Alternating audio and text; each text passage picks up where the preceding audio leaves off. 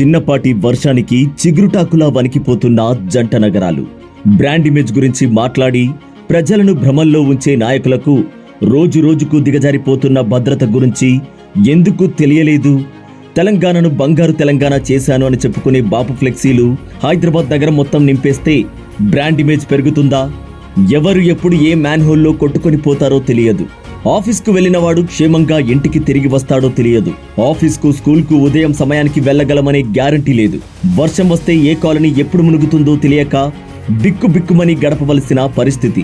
10 ఏళ్లు పిట్టకథలు చెప్పిన కేసీఆర్ సమస్యకు పరిష్కారం చూపాల్సింది పోయి డబ్బు కక్కుర్తితో కొత్త కట్టడాలకు పర్మిషన్ ఇవ్వడం, నాయకులు ఎఫ్టీఎల్ భూములు కబ్జా చేసి ఫామ్ హౌస్లు నిర్మించుకోవడంతో ఇప్పుడు రాజధాని పరిస్థితి దయనీయంగా మారింది.